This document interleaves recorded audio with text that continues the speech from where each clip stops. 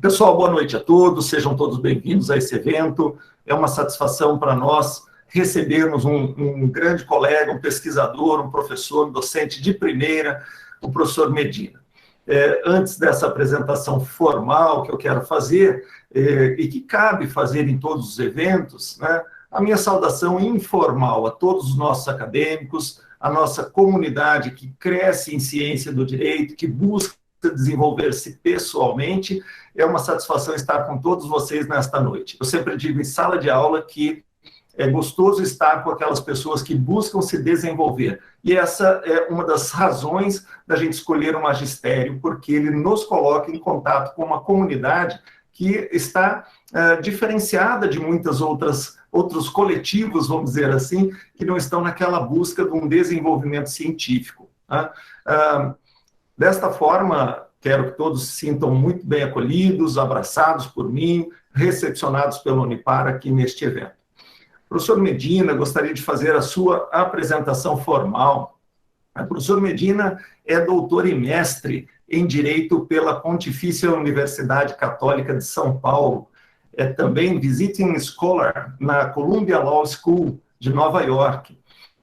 É instância docente e investigador na Faculdade de Direito da Universidade de Sevilha, na Espanha, em estágio pós-doutoral, em convênio com a Universidade Paranaense. É professor titular da Unipar desde 98, professor associado também na Universidade Estadual de Maringá, e foi membro da Comissão de Juristas nomeadas pelo Senado Federal para a elaboração do anteprojeto do Código de Processo Civil de 2015, participou ativamente, sou testemunha das viagens, do esforço daquela época e do empenho também em debater com toda a comunidade científica sugestões que fariam ali na comissão para elaboração daquela lei tão importante para o nosso processo. Por isso tem a nossa gratidão também por esse trabalho que às vezes aparece e às vezes não aparece para a coletividade, viu, professor Medina? Sinta-se também parabenizado por esse empenho do qual nós somos testemunhas. Queria acrescentar, agora ao final, que numa rápida pesquisa, pessoal, eu pude constatar que o professor Medina, além de pesquisador exemplar e querido amigo, é mencionado em 68 acórdãos e 804 decisões monocráticas no âmbito do STJ. E os números são semelhantes também no STF. Eu digo isso, e às vezes o professor Medina pode até ficar assim, né, da gente fazer essas referências, às vezes a gente sabe da sua humildade, da sua ponderação, assim, nesse item, né? Mas é importante que digamos isso para que nós aqui, que estamos a ouvir, saibamos o seguinte, este que nos fala na noite de hoje é também escutado, também lido, por aqueles que julgam lá no âmbito do STJ e do STF, entre outros tribunais, outras cortes, que eu não mencionei aqui também para não alongar, mas faço questão da referência para nós entendermos e também ouvirmos com aquela qualidade, com aquela vontade de absorver o máximo de informações possíveis sobre essa pessoa tão especial que hoje nos fala. Obrigado pela presença, professor Medina. É a sua palavra para falar sobre a fundamentação da decisão judicial em tempos de pandemia. Muito obrigado pela presença. Muito obrigado, querido Leiton. É para mim um motivo de muita honra, é um verdadeiro privilégio estar aqui com vocês hoje, nesta noite, para falar sobre esse tema, que é um tema que tem me preocupado muito já há bastante tempo. Eu fico até, digamos assim, envergonhado, um pouquinho acanhado aqui com as suas palavras elogiosas, que são realmente decorrência da nossa amizade e, sobretudo, do grande coração que você tem, Leiton, que é um cara muito querido, gosto muito de você, né? Eu até, sempre que converso com a Sheila, falo assim, e tá aí, como é que tá o Leiton e a Valéria, né? E tal, que realmente são, assim...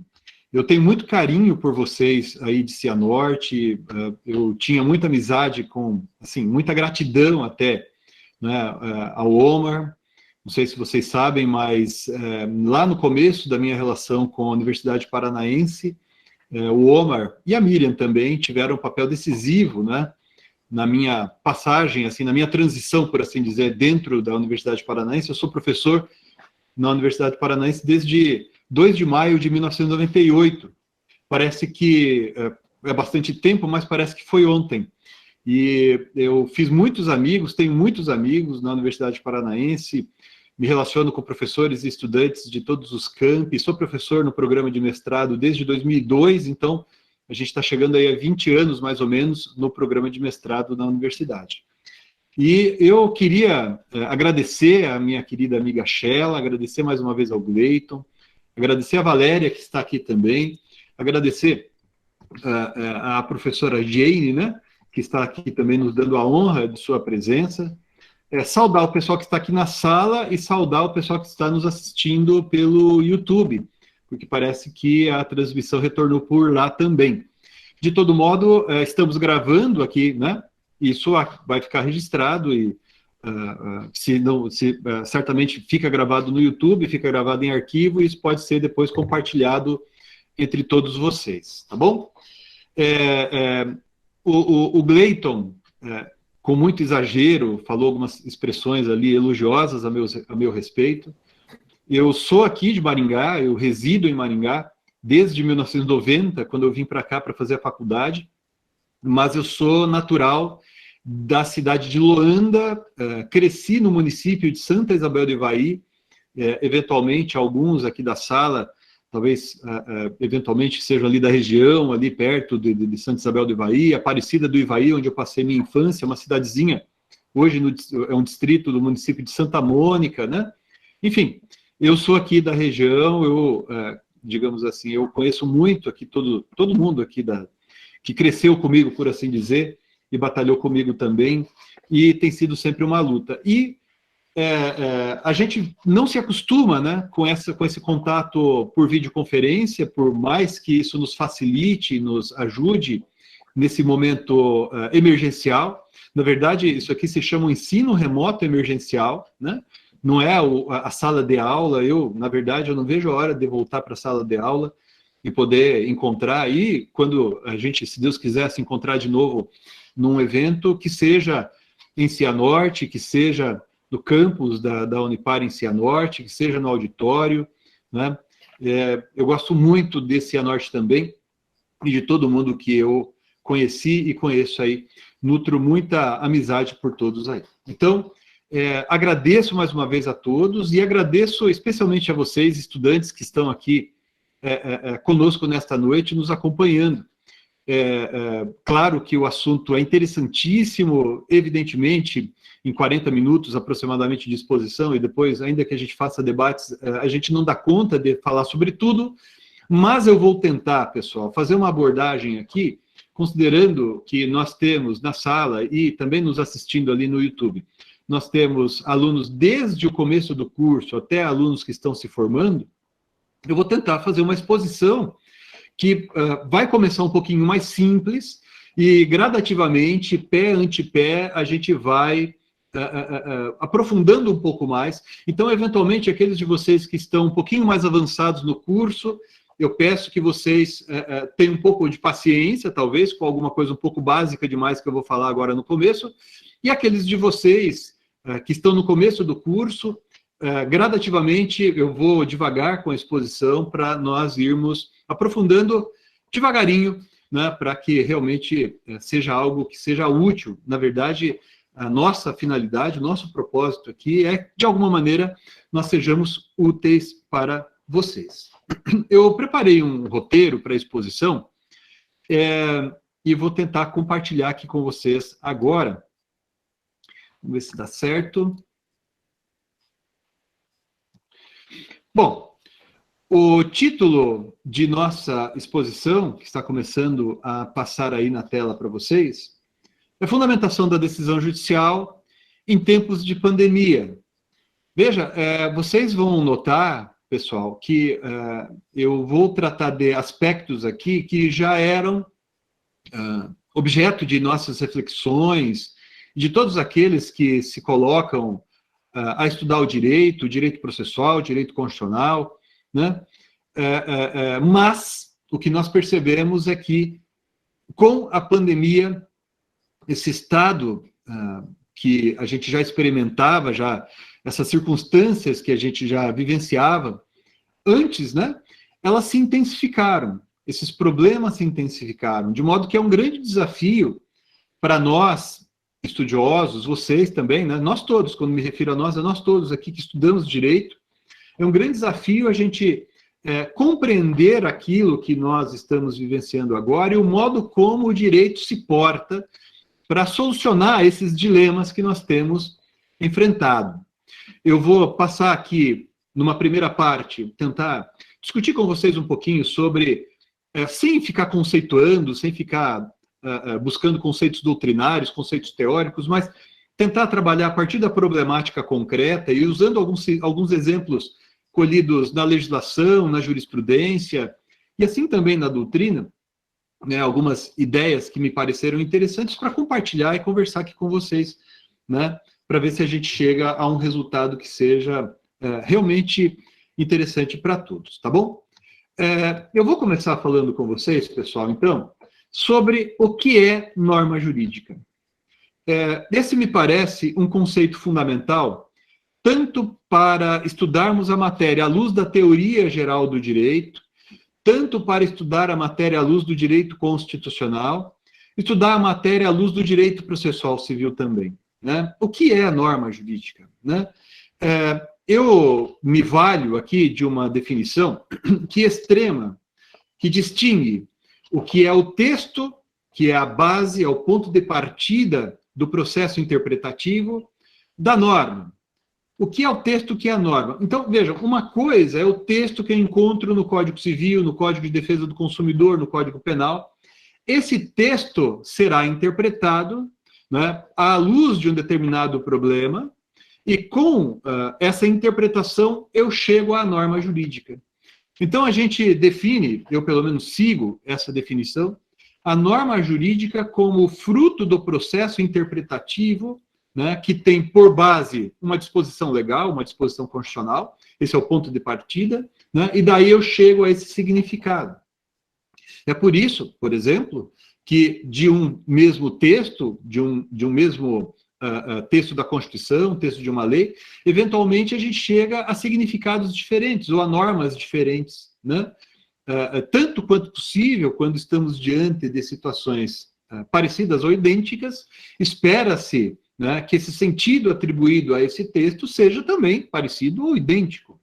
Mas nós sabemos que isso não é necessariamente assim, ou não acontece necessariamente assim. Eu vou começar com um exemplo com algo bastante básico, e a gente vai citando outros exemplos até a gente chegar ao contexto que estamos vivendo hoje, quando falamos do sentido de norma jurídica. Vejam, certamente vocês todos já viram um símbolo parecido com este, talvez numa sala de aula, talvez numa sala de reuniões, talvez numa igreja, talvez, enfim, em qualquer outro lugar fechado, não necessariamente. Vocês estão vendo aqui um aparelhinho com um sinal vermelho, né, um risco vermelho em cima. Primeira vista, que um de vocês poderia dizer o seguinte: bom, isso aqui significa que é proibido ligar o aparelho de celular. Será que é isso? Ou é proibido... Vejam só que interessante, isso aqui é uma coisa tão básica, e a gente vê todos os dias. Isso aqui significa que é proibido ligar o aparelho de celular? É proibido atender o celular? Veja, esse mesmo símbolo, pessoal, ele pode significar uma coisa. Se eu estiver diante de uma sala de aula, se eu estiver em uma sala de aula, pode significar uma coisa absolutamente diferente. Por exemplo, aqueles de nós que formos advogar no âmbito criminal, quando você vai ter que atender uma pessoa que está presa, está num presídio. Então, o que significa isso numa sala de aula? Significa algo diferente numa igreja, significa algo diferente em um presídio. E mais, aqueles de vocês que são mais jovens, que eu acho que é quase todo mundo aqui, né, eu e o Gleiton e a Sheila e mais aqueles que são da nossa geração, certamente já viram esse aparelho de celular aí, que é aquele que tinha uma anteninha que a gente puxava, que tinha que abrir para conversar. Esses aí são daqueles lá da primeira geração, né, que parecia um tijolão. Vejam, esse aparelho aí, pessoal, que está na imagem, ele não era correspondente ao aparelho que nós temos hoje. Provavelmente, não todos, mas muitos de vocês que estão aqui agora, talvez até estejam assistindo a esta exposição pelo aparelho de smartphone. Ou seja, hoje o que nós temos que corresponde a esse aparelhinho aí faz um monte de coisa, inclusive faz chamadas telefônicas, e a gente usa cada vez menos para fazer chamadas telefônicas. Então, esse mesmo símbolo, volta e meia eu vejo, né, com esse aparelho antigo, eu vejo em salas hoje. E quase ninguém, aliás, eu acho que ninguém tem um aparelho mais como esse. Ora, isso aqui é um texto, veja, vamos fazer uma análise aqui, mutatis mutandis, né? Eu estou colocando aqui para vocês, neste momento, um aparelho antigo, que era usado para telefonar. Era um telefone celular. Só que vamos chamar assim, vamos fazer de conta que isso aqui é um texto do Código Civil. O legislador elaborou esse texto com base em determinada realidade. E muito provavelmente ele pensava nesse texto para ser aplicado, exemplo, em salas de aula. Ele não esperava que o aparelho fosse mudar e fosse ter uma utilidade diferente da que tem hoje, e não esperava, talvez, que ele deveria produzir esta disposição pensando em outros ambientes, né? O que eu estou querendo dizer com vocês, sim, bem basicamente, é que com base em um mesmo símbolo, eu posso extrair, a partir de um mesmo símbolo, eu posso eventualmente extrair diversos significados, diversas normas diferentes, a depender do caso, a depender do contexto. Isso serve para este exemplo rudimentar que eu coloquei aqui no quadro para vocês, que eu coloquei na tela para vocês, mas, pessoal, vale também para muitas outras coisas. Vejam, o legislador, o modelo tradicional de criar leis, de criar regras, era parecido com esse aí que está na tela. Olha o exemplo que eu vou colocar para vocês na tela agora. Esse exemplo está no Código Civil que está em vigor. Ele corresponde àqueles que, como eu, estudaram com base no Código Civil de 1916, corresponde ao artigo 145 do Código Civil de 1916. Eu comecei a ser professora lecionando direito civil, né? Lecionei direito civil até poucos anos atrás, né? Eu comecei minha carreira, vamos dizer assim, estudando direito civil. Vejam só que interessante esta regra. O que vocês percebem nela? O texto do artigo 166 do Código Civil fala da nulidade do negócio jurídico e estabelece, eu não transcrevi ali todas elas, estabelece hipóteses taxativas. Existem tipos específicos de nulidade ali, né, aos quais você pode recorrer e você pode interpretar sem maior dificuldade. Então, por exemplo, está escrito ali, é nulo o negócio jurídico quando não revestir a forma prescrita em lei. Quando o fato é ilícito, quando for ilícito, é impossível o objeto. Então, são hipóteses que foram concebidas pelo legislador, que pensava, naquela ocasião, em uma sociedade marcadamente estável, né, em uma sociedade em que não havia problemas muito complexos para serem resolvidos. Por isso que eu fiz questão de mencionar que esse artigo é praticamente uma reprodução do artigo que estava no Código Civil de 1916, que foi revogado pelo Código Civil de 2002. Então, o modo antigo de fazer regras, de fazer textos legais, ele partia desse pressuposto, que as relações familiares eram só dessa natureza ou daquela natureza, os contratos eram daquela ou de outra natureza, né? Semelhantemente, para aqueles que, como eu, também gostam de direito processual civil, né, vigorava uma ideia de procedimentos típicos, de procedimentos, de modelos a serem observados, né? Não se falava, por exemplo, como se fala hoje, e nós vamos observar na sequência, em atipicidade das medidas executivas e assim por diante. No entanto, pessoal, os casos, né, ou melhor dizendo, os problemas que vão aparecendo na vida das pessoas, eles vão se tornando, com o passar do tempo, e eu arrisco a dizer, sobretudo a partir da segunda metade do século passado, com a evolução da sociedade, a evolução da economia, transformações pelas quais nós fomos passando, né, esse tipo de regra, esse tipo de disposição como ponto de partida para resolver dilemas, ele vai se tornando defasado. O legislador, propositalmente ou não, ele percebe que esse tipo de estrutura não funciona mais e ele precisa se valer de outras estratégias, né? Ele precisa empregar outras estratégias no momento de elaborar suas regras jurídicas. Vejam outro exemplo que eu trouxe aqui para vocês. Também está no Código Civil, mas aqui a gente já começa a perceber, nós já percebemos aqui a existência de elementos um pouquinho novos. O que é isso que está escrito aqui? Veja, estamos falando do ato ilícito por exercício abusivo de uma posição jurídica, né? Então, vejam, eu tenho determinado direito, mas quando eu exerço esse direito, eu abuso desse direito e cometo com isso um ato ilícito. Agora, percebam vocês, pessoal, quais os parâmetros empregados pelo legislador aqui para dizer quando é que eu estou cometendo esse ilícito caracterizado pelo exercício abusivo de minha posição jurídica. Diz assim, olha, também comete ato ilícito aquele que excede manifestamente os limites impostos por, vejam lá, seu fim econômico ou social. Então, vejam, eu sou o credor, eu tenho o direito de cobrar a dívida. Quando é que eu, ao cobrar a dívida, eu excedo, né, o fim econômico ou social? Quando é que eu excedo a boa-fé? E aqui, vejam, pessoal, estamos nos referindo, eu vou falar disso de novo mais daqui a pouquinho, estamos nos referindo aqui, quando falamos da boa-fé, à boa-fé objetiva, né? Eu tenho um livro que se chama Código Civil Comentado, que eu escrevi com um querido amigo, que é amigo de todos que estão, os professores que estão aqui também, que é o professor Fábio Caldas, né?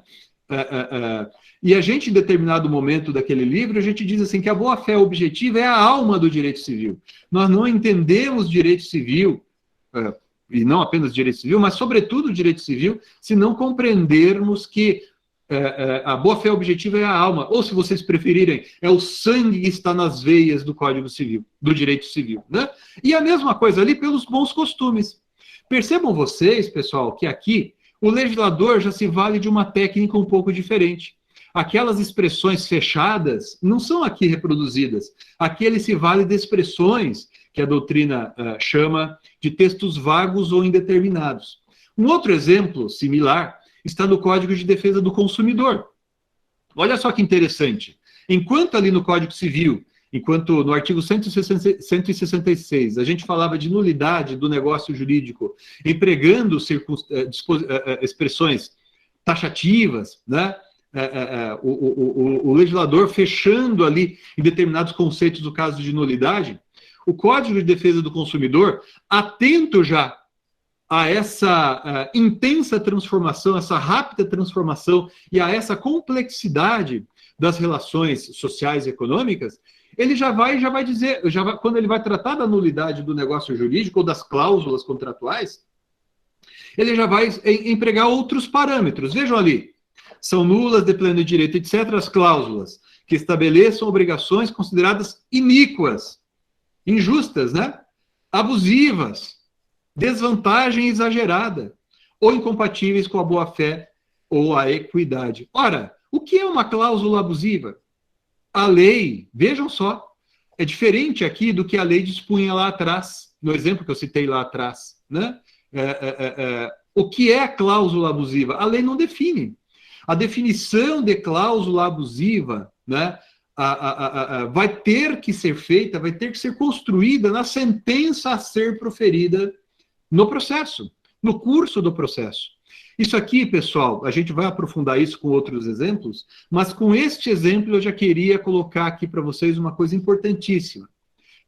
Se em determinado momento, lá atrás, o centro do raciocínio jurídico eram os códigos, eram as leis, né? Doravante, a partir de determinado momento, não dá para a gente marcar uma data, mas gradativamente, o centro do raciocínio jurídico passou a ser o problema a ser resolvido. O problema a ser resolvido através do processo. No processo. Através de uma solução a ser construída no processo.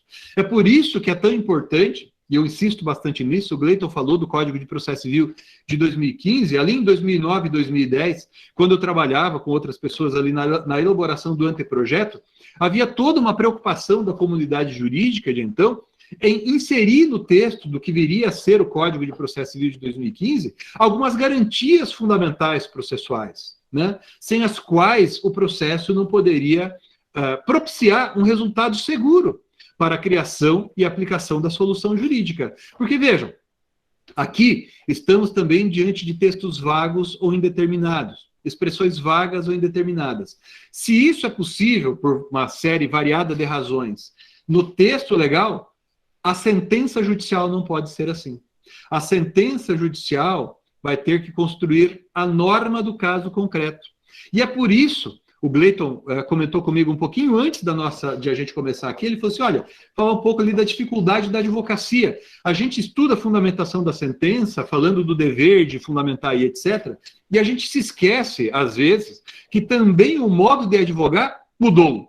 Então não basta, eu vejo aqui vocês que estão aqui na faculdade neste momento, então não basta eu elaborar uma petição inicial hoje, dizendo, olha, excelência, essa cláusula contratual é nula de acordo com o artigo 51, inciso 4º. Não, em minha petição inicial, eu tenho que dizer por que ela é abusiva. Não basta eu recorrer a um texto com conteúdo vago ou indeterminado, acusando aquela cláusula de nulidade. Eu tenho que explicar os porquês. Aumenta, portanto, o trabalho, porque já não basta a mera referência a disposições legais. Avancemos um pouco. Isso que eu usei aqui como exemplos, texto do Código Civil, texto do Código de Defesa do Consumidor, a gente não tem tanto tempo, senão a gente citaria tantas outras disposições, né? Isso é um modelo, isso corresponde a um modelo que está presente também na nossa Constituição Federal. Esse é um aspecto interessante, né? Costuma-se dizer, aliás, tem um texto do professor Canotilho que ele fala bastante isso, né? O século XX, no século XX nós tivemos o direito dos códigos e das leis. Agora, no século XXI, né, do final do século XX, agora século XXI, adiciono eu, é o texto, nós temos uma Constituição de princípios. Isso que está na nossa Constituição brasileira se reproduz em todas as constituições modernas, nós estarmos diante de uma Constituição principiológica, né? E essa nossa Constituição se assenta, dentre outros fundamentos, eu procurei destacar aqui o princípio da dignidade da pessoa humana. Nós não vamos nos aprofundar muito aqui na definição de princípio, né? Mas, sem dúvida alguma, a dignidade da pessoa humana tem sido a base que tem sido empregada pela nossa doutrina e pela nossa jurisprudência para construir uma quantidade imensa, né, de soluções. Eu, inclusive, trago aqui para vocês um exemplo, esse julgado que foi proferido há alguns anos pelo Supremo Tribunal Federal. Está aí da tela para vocês o número do processo, né, recurso extraordinário 898-060, e no caso estava em discussão mais ou menos o seguinte: se a pessoa que tinha o reconhecimento de vínculo de paternidade biológico poderia também ter o reconhecimento da paternidade socioafetiva, ou seja, eu posso conjugar no mesmo registro paternidade, né, socioafetiva e paternidade e o vínculo biológico, e se respondeu ali nesse julgado que sim. E olha só que interessante, pessoal, eu vou ler só essa frase aqui para vocês, e já vou indicar uma obra aqui que vocês podem, se quiserem aprofundar, usar para aprofundar esse conceito, que é o direito à busca da felicidade. Olha só que interessante, essa expressão, direito à busca da felicidade, decorre do princípio que está expresso no artigo 1º, inciso 3º, e dele decorre uma série de consequências. Eu só vou interromper isso que eu estou compartilhando, só para colocar aqui para vocês na tela, aqueles de vocês que tiverem interesse, esse livro aqui do professor Saul Torinho Leal, né, Direito à Felicidade, muito bom, é um tijolinho, né? Excelente livro, que fala de todas as consequências do reconhecimento desse direito. Por que eu estou citando esse exemplo aqui para vocês, pessoal? Percebam vocês que o direito moderno, o modelo moderno de construção de soluções normativas já não é mais parecido com aquele que, sinceramente, aqui de certo modo já entregando a minha idade, é o modelo que eu usei em meus estudos, né? Eu me formei em 94, a Constituição de 1988 ainda era algo novo, né? Demorou para cair a ficha, até para os professores, para os juristas, né? E a gente foi meio que aprendendo a lidar com essa Constituição Federal. Então, essa ideia de direito à busca da felicidade, com base, não é, no princípio da dignidade da pessoa humana, é algo que só foi surgindo posteriormente, né? Ora, veja, eu comentei com vocês que isso acaba, de certo modo, repercutindo no direito como um todo e se manifestando no direito como um todo. E como é que o Código de Processo Civil de 2015, ele respondeu, ele reagiu a isso? Como eu disse a vocês, pessoal, se o texto legal ou o texto da Constituição é vago, é indeterminado, se o texto da Constituição, ou se no âmbito constitucional eu tenho ali um princípio, né, se isso também é algo vago, né, isso não pode ser pura e simplesmente reproduzido na decisão judicial, como, aliás, não pode ser pura e simplesmente reproduzido nas peças que nós construirmos, eu, no meu caso, sou advogado, que eu elaborar. Eu peguei aqui um trechinho do artigo 489 do Código de Processo Civil, depois vocês podem, por favor, ler a íntegra dessa disposição. Vejam só, o parágrafo 1º do artigo 489, tem vários incisos, só estou colocando aqui exemplificativamente 2 deles, estabelece que não se considera fundamentada qualquer decisão que, inciso 2º, empregar conceitos jurídicos indeterminados, sem explicar o motivo concreto da sua incidência no caso. Então, veja, o juiz não pode julgar procedente o pedido declarando a nulidade da cláusula, dizendo pura e simplesmente que para ele a cláusula é abusiva, sem dizer o que é cláusula abusiva e por que aquela cláusula, no caso concreto, é abusiva. Percebam vocês, e aqui eu chamo a atenção de vocês para esse ponto desde logo, percebam vocês que a solução não está pronta na lei, né? Claro que em muitos casos, no nosso dia a dia, a gente vai ter hipóteses, casos simples. Então, eu quero saber se a apelação, o recurso de apelação, foi protocolado no prazo. Eu sei que o prazo para apelar é de 15 dias úteis, eu conto o prazo venceu no dia 10, e se a apelação foi protocolada no dia 12, é intempestiva. Então, esse é um caso simples. Mas esses casos simples não são os casos que nos dão trabalho. Eu falei agora há pouco para vocês de princípios, né? Eu mencionei ali a questão dos princípios, mas o parágrafo 2º do artigo 489, cuja redação é muito criticada, eu mesmo não gosto dessa redação que está aí, mas o parágrafo 2º do artigo 489 trata do problema relacionado ao conflito entre princípios, e aqui já estou usando a expressão princípio com outro significado, porque usa-se também a expressão princípios nos dias de hoje, pessoal, para se referir a um peculiar ponto de partida, a um peculiar elemento normativo que a gente vai levar em consideração para resolver determinados dilemas, né? Então, por exemplo, quando eu estou diante da hipótese, que a gente vai mencionar depois também, da hipótese de um conflito entre liberdade de expressão e direito à intimidade. Então, imagine que um de vocês aqui é escritor, é escritora, né? E quer escrever um livro sobre uma personalidade, você diz, olha, eu tenho o direito de escrever isso daqui, né? A liberdade de expressão. Daí aquela pessoa vai dizer assim, não, mas ele está falando sobre a minha vida, eu tenho o direito à proteção da minha intimidade. Né? Vocês devem se lembrar, por exemplo, de um caso que aconteceu anos atrás, de um político famoso que moveu uma ação para impedir uma reportagem de um jornal, né, de São Paulo. Vocês devem se lembrar também de um caso de um cantor famoso que moveu uma ação para impedir a publicação de um livro a seu respeito. Nesses casos, pessoal, nós não estamos diante de conflito entre regras, pura e simplesmente. Costuma dizer a doutrina que, nesses casos, nós estamos diante do conflito entre princípios. Né? Um princípio não revoga o outro em termos absolutos. Né? Os princípios que estão assim dispostos nos incisos do artigo 5º da Constituição, quando eles entram em conflito, né, eu vou verificar qual deles é aplicável, qual deles prepondera no caso concreto. Né? É da confluência, da conjugação entre os dois que eu vou construir a norma no caso concreto. Vejam, a gente vai voltar a falar disso mais adiante de novo, mas agora eu já quero passar para a segunda parte dessa minha exposição, em que a gente vai falar da chegada da pandemia. Então, percebam, do que eu falei até agora, a gente já estava diante desse contexto, a gente já estava vivenciando essa série de circunstâncias e veio a pandemia. O legislador, aqui no Brasil. Na verdade, algo parecido aconteceu no mundo inteiro, mas o legislador aqui no Brasil se apressou para construir, né, um arcabouço mínimo, um arcabouço básico para tentar solucionar dilemas que pudessem surgir no dia a dia.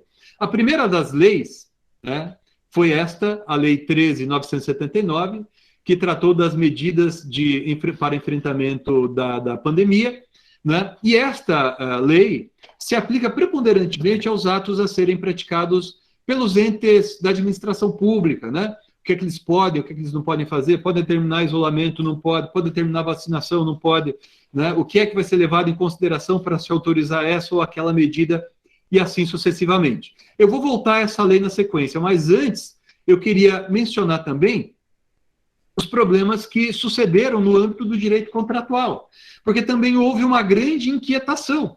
E agora? Né? Eu lembro que na época, né, logo no começo, né, surgiram assim as seguintes dúvidas: eu posso suspender todos os pagamentos?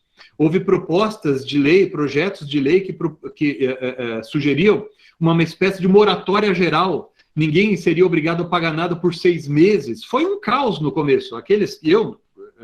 No meu escritório, a gente ficou envolvido ali com liminares para lá, liminares para cá, suspendendo exigibilidade de aluguéis, por exemplo, e assim por diante. Né? Eu faço muita crítica a essa lei que foi construída, que é a Lei 14.010 de 2020. Aliás, eu e o Fábio, que já mencionei aqui e menciono de novo, né, no Código Civil Comentado, a gente critica essas disposições porque, a nosso ver, elas pouco ou nada adicionaram, né, que serviria ali para nós solucionarmos os problemas com os quais nós nos deparávamos. A nosso ver, e voltando aqui ao slide anterior, várias das disposições do Código Civil, do Código de Defesa do Consumidor, né, que tratam ali da quebra da base do contrato e etc., já eram suficientes para que se construíssem soluções, né, que resolvessem a maior parte dos problemas que nós já estávamos enfrentando. A revelar o acerto desse ponto de vista, essa lei tramitou de uma maneira muito demorada, né? Começou a tramitar, foi para uma casa, foi para outra, daí foi para a sanção. O presidente da República demorou para sancionar, vetou alguns dispositivos, daí veio para o Congresso.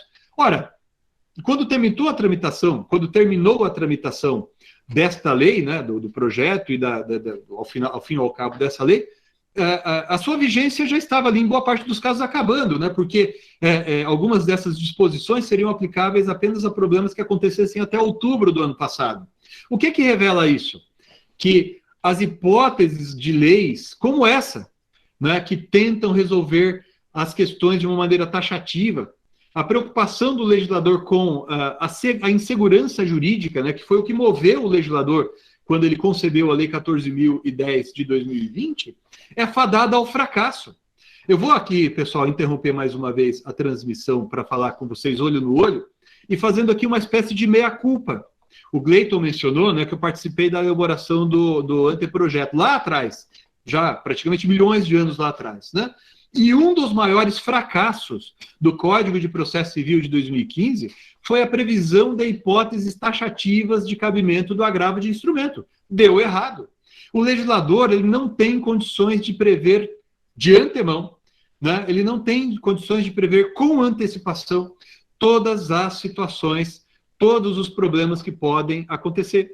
Bem ou mal, o Superior Tribunal de Justiça, porque tem gente que critica, tem gente que concorda, mas o fato é o seguinte: bem ou mal, o Superior Tribunal de Justiça acabou encontrando ali um meio termo, uma solução, né, que foi a adoção da tese da taxatividade mitigada. Né? Bom, prossigamos aqui. E agora eu quero voltar a falar com vocês dos problemas que eu mencionei há pouco aqui, a questão das relações de direito privado, mas eu quero voltar aqui a falar com vocês sobre o problema dos conflitos, né, problemas relacionados aos conflitos que sucederam entre entes da federação. Essa notícia que eu coloquei aqui na tela para vocês acabou de sair. Eu já tinha terminado a revisão do material que eu ia transmitir aqui para vocês, né, quando essa notícia foi publicada na página da Prefeitura de Maringá, que a Prefeitura de Maringá tem do Instagram. O município de Maringá alegou que o Estado do Paraná não estava por seus entes, né, que compõem internamente a administração, não estava enviando a quantidade de vacinas que seria apropriada ao município de Maringá. Daí o município de Maringá moveu uma ação contra o estado do Paraná para que daí então se determinasse o envio de mais vacinas. Pelo que está aqui na notícia, eu não vi a decisão ainda, pelo que está aqui na notícia, saiu uma liminar em favor do município e obrigando o estado do Paraná a enviar mais vacinas. Vejam como até isso foi judicializado. Essa questão desses conflitos entre órgãos da federação chegou também ao Supremo Tribunal Federal, né? Um exemplo de decisões, de algumas decisões, vou citar duas delas aqui apenas, mas várias vezes o Supremo acabou se manifestando sobre esses dilemas, é essa proferida na ADPF 770, né? Referendo de medida cautelar que foi concedida, em que se fala da ideia de federalismo que deveria informar a interpretação dos artigos 23, 24, etc., da Constituição Federal, que trata dos temas que são interessantes aqui para nós nesse contexto da pandemia. Por quê? Porque a ideia de federalismo cooperativo, né, que é aquilo que informa o nosso modelo que está ali na nossa Constituição. Esse é um tema muito interessante. Eu também, em outro livro, escrevo bastante sobre isso, né, que eu acho que é algo que tem que ser mais bem desenvolvido pela nossa doutrina, e a jurisprudência do Supremo já avançou bastante. Um outro exemplo de decisão é essa que foi proferida na ação direta de inconstitucionalidade 6341, também o referendo de uma cautelar, né, que foi concedida uma liminar, falando que sim, é possível mover ação questionando os atos praticados, né, pela administração pública, seja estadual, municipal, federal, seja presidente, governador, né, e prefeito, porque em determinado contexto se passou a defender, algumas pessoas defendiam que os atos praticados por esses gestores seriam absolutamente discricionários, né? Então o Supremo foi lá e disse que não, eles deveriam observar a Constituição Federal, né? Agora, uma coisa interessante, pessoal, é a seguinte: quando nós falamos de inconstitucionalidade, quando a gente estuda na faculdade, e eu digo isso para vocês não criticando o professor de constitucional, porque na faculdade realmente as coisas têm que ser assim mesmo, a gente fala ali mais do que é o fundamental, vamos dizer assim. Então, eu tenho uma inconstitucionalidade formal, eu tenho uma inconstitucionalidade porque aquilo ali foi construído por uma lei do Estado do Paraná e deveria ter sido lei federal, por exemplo, né? Eu tenho uma inconstitucionalidade material em que é evidente, não é, que eu estou dispondo de uma matéria ali de modo contrário ao que está no texto da Constituição, então eu tenho uma inconstitucionalidade material. No entanto, essas circunstâncias, né, que foram sendo experimentadas na praxe, na realidade, elas vão evoluindo, né? Com o passar do tempo, a gente vai se deparando com formas diferentes de inconstitucionalidades. Eu vou trazer aqui para vocês, vou colocar na tela, um exemplo de uma decisão que foi proferida em tempos relativamente recentes pelo Supremo Tribunal Federal, em que se abordou, eu posso estar enganado, tenho a impressão de que essa foi a primeira decisão, talvez já haja outras similares, em que se abordou uma nova forma de inconstitucionalidade, decorrente daquilo que nessa decisão se chamou de constitucionalismo abusivo, legalismo autocrático e democracia iliberal. Eu, na verdade, preferiria falar antes em democracia iliberal, que abrange o constitucionalismo abusivo e abrange o legalismo autocrático. O que é a democracia iliberal? Seria a prática de atos, né, que corroem por dentro o Estado democrático de direito, que corroem por dentro o Estado constitucional. São atos que aparentemente estão em conformidade com a Constituição, por exemplo, mas que vão tirando, né, garantias fundamentais. Esses atos de democracia iliberal, essas manifestações de democracia iliberal, se dão através do constitucionalismo abusivo, né? Então, uma reforma à Constituição que suprima direitos fundamentais, ou do legalismo autocrático, que são atos infraconstitucionais, pode ser um decreto, por exemplo, pode ser um ato do prefeito do município, por exemplo, né? Que, a pretexto de disciplinar determinada matéria, acaba contrariando a Constituição. Agora, vejam só, pessoal, quando nós falávamos em inconstitucionalidade da norma, até bem pouco tempo atrás, nós que estudamos essa matéria, os teóricos de direito constitucional, eles não estavam pensando nesse tipo de inconstitucionalidade. Passando aqui no próximo slide, eu trago para vocês uma outra decisão igualmente interessante, proferida em outro caso pelo Supremo Tribunal Federal, em que há todo um resgate histórico dessas formas de inconstitucionalidade e há uma menção àquelas técnicas típicas ou atípicas de controle de constitucionalidade, né? Então, a técnica mais tradicional, trivial, é aquela que via o Supremo Tribunal Federal como um legislador negativo. Ou seja, o Supremo Tribunal Federal, de duas uma, ou apenas dizia que determinada regra era constitucional, ou que determinada regra era inconstitucional. Com o passar do tempo, a jurisprudência do Supremo, né, passou a perceber que não bastava dizer isso, não bastava esse binômio, porque havia determinadas disposições infraconstitucionais que, embora não fossem manifestamente contrárias à Constituição, essas disposições elas eram, digamos assim, poderiam dar ensejo a uma interpretação contrária à Constituição. Daí surgiram essas técnicas que a doutrina chama de decisões interpretativas, né? De interpretação conforme a Constituição e de declaração parcial de nulidade sem redução de texto.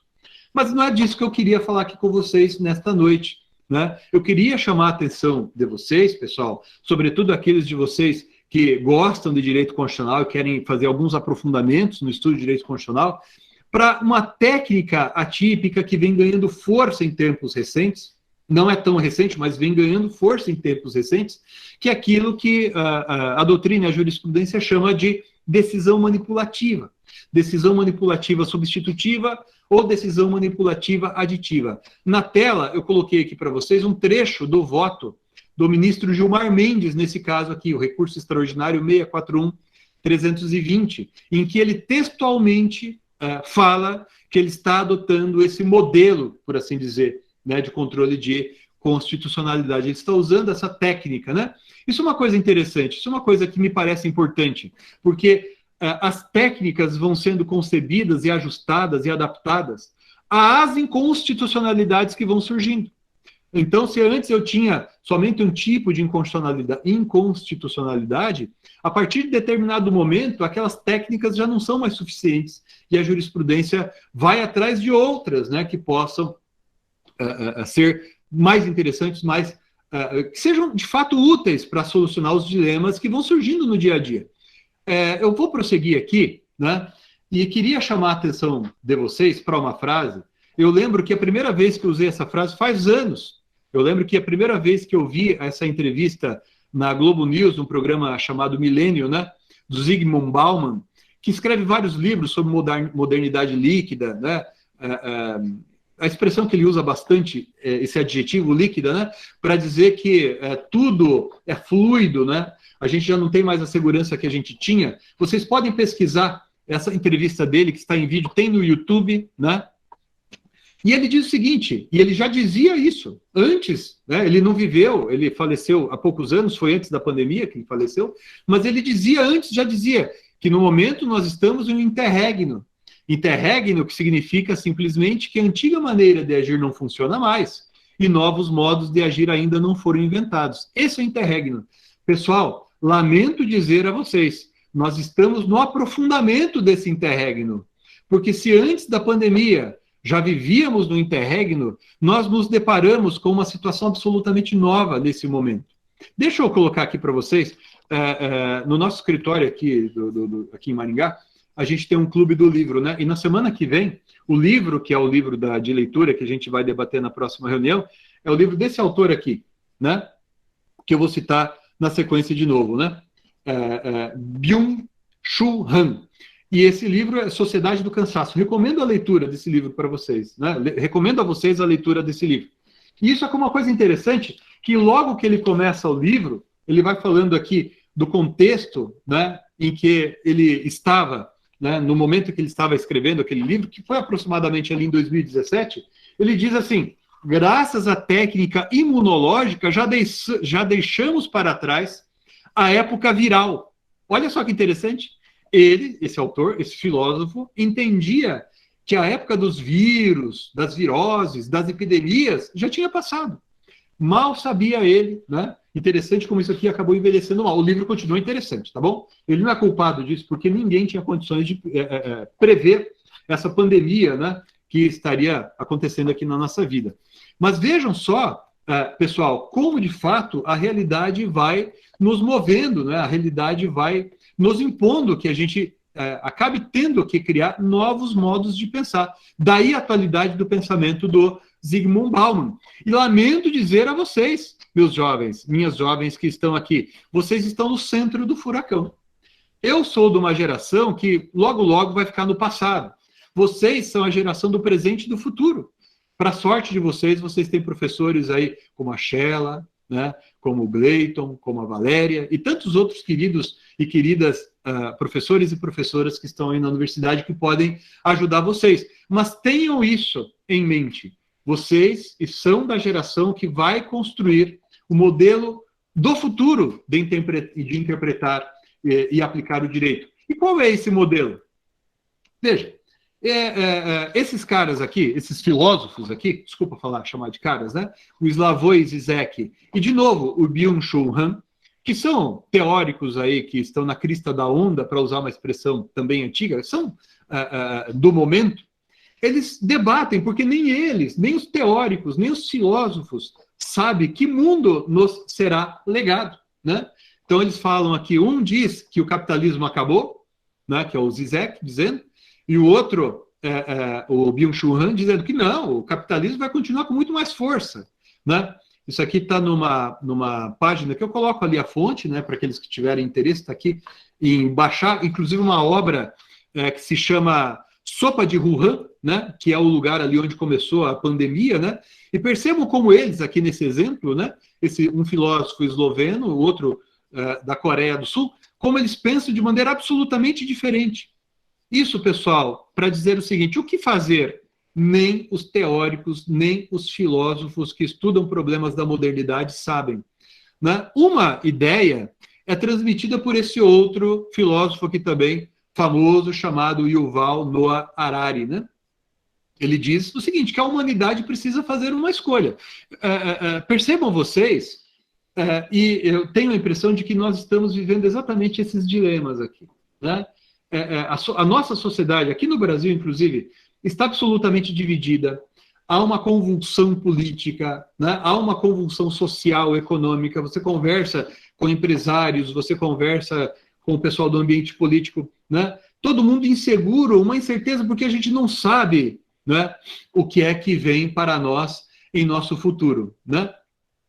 Eu queria encerrar essa exposição aqui para vocês, pessoal, dizendo que é nesse contexto, né, em que surge, isso aqui também eu tive a ideia de falar depois, conversando com a Janaína, minha esposa, sobre essas matérias aqui também, né, é nesse contexto atual, é nesse contexto em que surgem essas normas que atribuem ao órgão jurisdicional, né, digamos assim, maior poder, no sentido de poder-dever, porque é no processo que se cria a solução jurídica, que já não se encontra pronta no sistema, né? Há hoje uma grande preocupação em se entender como é que isso é processado na cabeça do magistrado. Tem um orientando meu que fez uma dissertação de mestrado, no mestrado da Universidade Paranaense, sobre juiz robô, que é um outro dilema que a gente tem, as decisões tomadas, né, pelos robôs, entre aspas, né, por algoritmos. Mas mesmo em relação às decisões tomadas pelos nossos juízes, considerando que há cada vez mais uma participação pessoal, né, do magistrado na construção da solução jurídica, há muita preocupação com decisões enviesadas. Tem um livro que eu recomendo a leitura a todos vocês, né, chamado, tem a versão em português dele, chamado Rápido e Devagar, do Daniel Kahneman, né, em que ele fala exatamente disso, dos vieses cognitivos, das tendências cognitivas. Ou seja, aquela tendência que eu, por exemplo, se eu sou o juiz e eu sou o professor também, eu tenho uma tendência em julgar diferente os casos em que tem professores litigando, né? Exemplo, o juiz que proferiu uma sentença que é anulada pelo tribunal, porque o tribunal considerou que aquela prova era ilícita, e o tribunal manda o juiz de primeiro grau proferir outra sentença, né? Mas desconsiderando aquela prova. Daí ele diz assim, olha, tem o viés de confirmação, né? Então, por conta disso, autores, eu mesmo defendo esse ponto de vista, né? Têm defendido que nessas situações nós devemos defender o princípio da descontaminação do julgado. O que significa isso? Que aquele juiz que proferiu a sentença anulada, ele não julgue mais aquele caso, mas o caso seja julgado por um outro magistrado que não vai ter mais aquela influência. E mais recentemente, para vocês verem como a neurologia está sendo levada em consideração nesse contexto que nós estamos vivendo, a psicologia está sendo levada em consideração, se tem estudado não apenas esses vieses, essas tendências, que percebam vocês, pessoal, são do ser humano. Não é que o juiz é do mal, ele é um ser humano como eu, como você, e nós, naturalmente, tomamos decisões enviesadas. Um outro livro, esse só tem a versão em inglês, eu estou lendo aqui, recomendo também a vocês, que é do mesmo autor, mas ele escreveu com outros, inclusive com o Cass Sunstein, né? Nós, que traduzindo significa ruído, né? Que são também elementos que são levados em consideração, digamos assim, sem que o juiz queira, não de maneira intencional, né?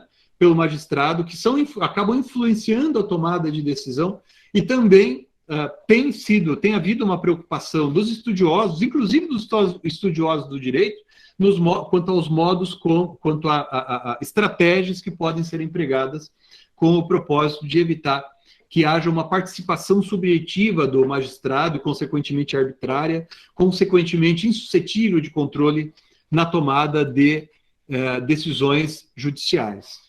Eu acho que estourei um pouco o tempo que me foi dado, Gleiton, peço desculpa a você, a Sheila, a Valéria e todos que estão aqui nos assistindo. Me coloco à disposição de vocês aqui para nós conversarmos um pouco mais a respeito. Eu procurei fazer essa exposição só para, digamos assim, colocar um roteiro para a gente discutir aí. Mas fico à disposição de vocês. Mais uma vez agradeço a gentileza do convite e foi para mim, uma honra estar aqui com vocês mais uma vez. Obrigado. Professor Medina, é sempre uma satisfação ouvi-lo, meu caro. Quero conclamar os queridos alunos que estão assistindo aqui pelo Meet, os que estão pelo YouTube não poderiam fazê-lo, mas os que estão pelo Meet, só para dar uma erguidinha de mão, assim, para ver os que apreciaram, ergam a mão ali rapidinho. Vamos ver rapidinho, só como se a gente estivesse batendo palmas, estivéssemos levantando, vamos erguer a mão ali, quem quiser abrir a câmera. Professor Medina, nós temos aí, né, um pequeno espaço, pequeno tempo para abertura de perguntas. Eu anotei algumas perguntas aqui, mas daria preferência aos acadêmicos algum dos acadêmicos que preferisse fazer de viva voz aqui, até como uma medida de estímulo à participação acadêmica. Então, se alguns colegas acadêmicos aí, os estudantes, ou mesmo colegas professores, mas gostaria de dar a preferência aos colegas estudantes. Quiser fazer alguma pergunta de viva voz, tem a nossa preferência neste momento. Então, com a palavra, a comunidade acadêmica para pergunta ao professor José Miguel Garcia Medina, que recebe os nossos cumprimentos aí pela fala, né? Sem sombra de dúvida, fui anotando várias coisas aqui. Professor Medina, já é muito interessante a quantidade de livros citados, já é um estímulo bastante interessante aí para leitura. Eu fui tomando a liberdade, né, de ir colocando ali no chat para a gente compartilhar com os acadêmicos também as anotações, os livros, às vezes passa bem rapidinho, ou a pessoa está meio ali, às vezes meio distraída, ou o som dá uma cortadinha, então tem ali já a anotação de vários livros que apareceram aí. Deixa eu ver se tem alguém que queira fazer alguma pergunta, câmera aberta, viva voz. Bem, acho que no momento não. João Vitor abriu a câmera ali. João Vitor, não. Tranquilo, João, fique à vontade e permaneça com a gente. Professor Medina, eu anotei uma pergunta aqui, só para a gente dar uma palhinha assim, a mais e ouvir ali um pouco. Quando o professor falou ali do legalismo autocrático, eu fiquei curioso com uma situação, talvez uma opinião, ouvir um pouco mais a respeito disso, se isso seria exercitado pelo próprio parlamento, pelo próprio legislativo, vamos dizer assim, e como nós faríamos para evitar, por exemplo, ou pelo menos para corrigir, caso acontecesse, num espaço, num grupo menos numeroso, como os tribunais superiores ou o Supremo Tribunal, caso isso pudesse ser também considerado ali uma forma de, achei muito interessante o termo, democracia iliberal. O que o senhor nos fala sobre isso? Muito boa pergunta, viu, Gleiton? Esse tema, certamente um dos temas do momento. Porque, vejam, nós fomos, por assim dizer, criados no direito, eu pelo menos sou de uma geração em que quando eu estudei direito, a gente foi treinado a pensar nos problemas como se as estruturas fossem assim, os componentes de uma relação, eles fossem estáticos, né? E não interagiam. Então, quando a gente fala, por exemplo, para pegar a hipótese que você está mencionando aí, de um ato inconstitucional, seja uma lei, por exemplo, oriunda do Congresso Nacional, seja um ato da Presidência da República, por exemplo, né? Estamos citando exemplos aqui. A gente pensava, como mencionei há pouco, naquele binômio inconstitucionalidade ou constitucionalidade. Então, de duas uma, ou o Supremo dizia isso é constitucional, ou é inconstitucional e ponto. Né? Ora, mas isso não é assim. Né? E com o passar dos anos, isso foi se revelando com muita nitidez na praxe da jurisprudência do Supremo Tribunal Federal, que isso não é assim. Né? Mas vejam, a relação que se dá entre esses entes não é uma relação entre sujeitos abstratos, não é uma relação unidirecional, mas o que há entre eles é uma espécie de interação. Né? O que há entre eles é mais do que uma mera relação, né? É um sistema interacional. Quando nós falamos que há um sistema e não uma mera relação abstrata, né? Isso significa que as características dos integrantes que compõem essa relação influenciam o comportamento do outro sujeito da mesma relação. Veja só uma coisa, pessoal, e isso vai valer agora para tudo. Né? A doutrina que estuda teoria geral do direito, teoria da norma, etc., né, diz que o conceito de relação jurídica está em crise. Por que o conceito de relação jurídica está em crise? Porque o conceito de relação jurídica ele foi concebido pensando nisso. Eu sou professor de processo. Quando eu dou aula de processo no começo do pessoal do segundo ano, como é que eu coloco ali a relação processual? A, J, R, não é assim? Como se fosse uma relação triangular, em que todo mundo ali que está em cada uma das pontas desse triângulo, né, não interagissem, quando, na verdade, o comportamento de um repercute no comportamento do outro. Né? Então, o modo como o juiz vai atuar depende do modo como as partes atuam. Isso vale também para a relação obrigacional. Né? Quando a gente fala de boa-fé objetiva, a gente fala, por exemplo, do comportamento de uma das partes que cria a expectativa na outra parte. Né? Então, a todo tempo, há uma interação entre os integrantes dessa relação jurídica obrigacional. Então, por isso, por exemplo, que se diz que é proibido venire contra factum próprio. É proibido comportamento contraditório. Você vai dizer assim, mas onde isso está escrito na lei? Né, que eu agia dessa maneira, agora não posso agir mais. Não, é que como você agia dessa maneira, espera-se que você continue agindo dessa maneira ao longo de toda a relação contratual. Os integrantes dessa relação não são sujeitos abstratos, a relação não é estática, ela é dinâmica entre sujeitos concretos. Isso vale, essa crise do conceito de relação jurídica, essa rapidíssima, né, exposição que eu fiz, vale inclusive para a relação que há em sede de controle de constitucionalidade entre o Supremo e o Congresso, entre o Supremo e o chefe do Poder Executivo. Né? E isso vale também mutatis mutandis para a relação entre o juiz de primeiro grau e o prefeito, e o juiz de primeiro grau e a Câmara de vereadores, por exemplo, a lei que sai ali, né? O modo como o Congresso age vai influenciar o modo como o Judiciário age. Então, exemplo, não sei se vocês se lembram, há alguns anos, o Supremo Tribunal Federal declarou a inconstitucionalidade da vaquejada. A vaquejada é um tipo de... Alguns dizem que é esporte, outros dizem que é uma manifestação cultural. Consiste basicamente no seguinte: solta um bezerro, o bezerro sai correndo na frente e alguém tem que laçar e derrubar o bezerro. De alguma maneira assim. Depois vocês pesquisem aí no YouTube que vocês vão ver o que é vaquejada. O Supremo Tribunal Federal considerou inconstitucional a regra, não sei de que estado lá, do Brasil, que autorizava a vaquejada. O que é que o Congresso Nacional fez? Uma reforma constitucional, né, prevendo dentro da Constituição que esportes, entre aspas, ou manifestações culturais, entre aspas, como a vaquejada, seriam constitucionais. Nós chamamos isso de backlash, uma espécie de resposta, entre aspas, né? Uma reação, vamos chamar assim. Então, o Congresso reagiu à atitude do Supremo.